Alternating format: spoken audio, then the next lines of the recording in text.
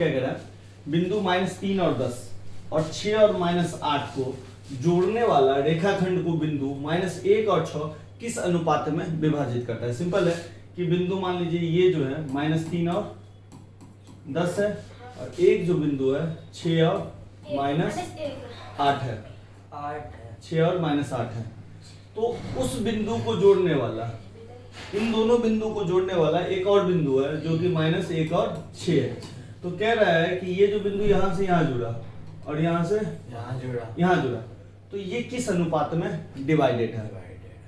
पहले वाले क्वेश्चन में क्या था, इस पॉइंट को ही निकालना होता था और M1 M2 दिया रहता था। इस बार आपसे M1 और M2 ही कह रहा है निकालने के लिए, समझे।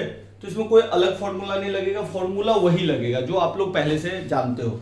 फॉर्मूला क्या जानते हो, x बराबर बताए हुए थे ना, x1 लिख लीजिए, y1 लिख लीजिए, m1 लिख लीजिए, m2 लिख लीजिए, ठीक है ना। x1 नहीं लेना है, यहाँ पे x2 लेना है और फिर y1 और y2 लेना है, अब क्रॉस कर देने के लिए, यही ना।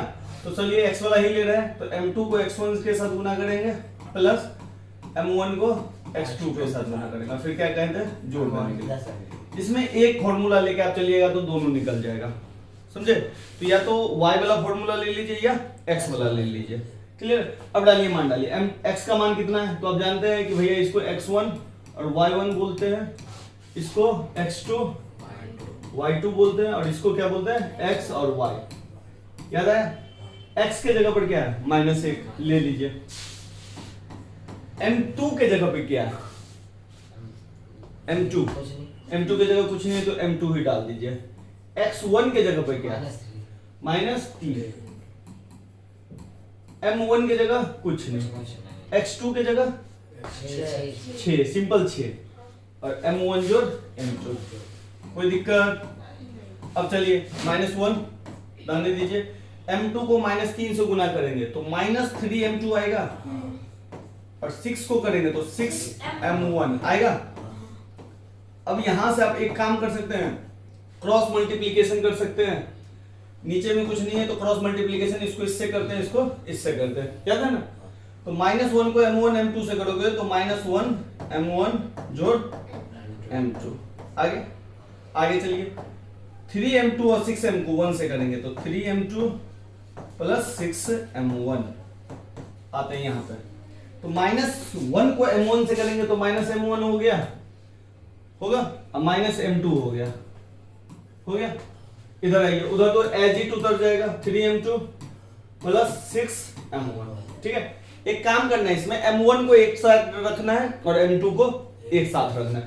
m1 ये है और एक m1 ये है ना, तो इस mn को इधर ले जाते हैं, एक m2 इधर है, m2 इधर, तो इस m2 को इधर ले जाते हैं, क्लियर है, बात समझ में आया।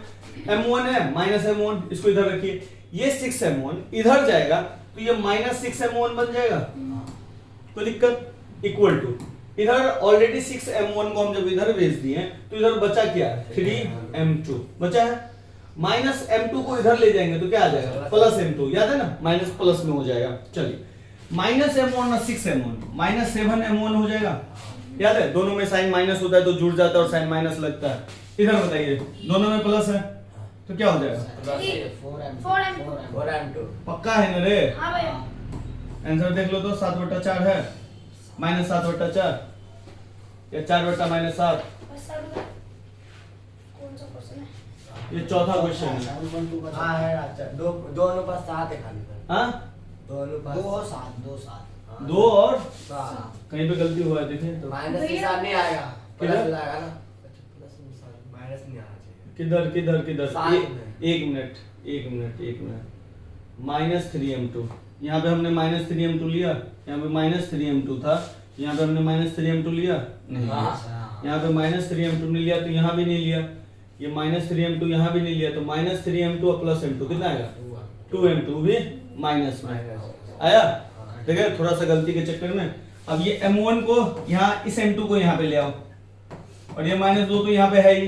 बात समझिए मैंने क्या किया, इधर वाले गुना को इधर भागा ले आया और इधर वाले गुना को इधर भागा ले आया, 2:7, m1 2 निकला और m2 7 निकला, यानी कि ये 2:7 में डिवीट करेगी, क्लियर है, क्वेश्चन आसान है।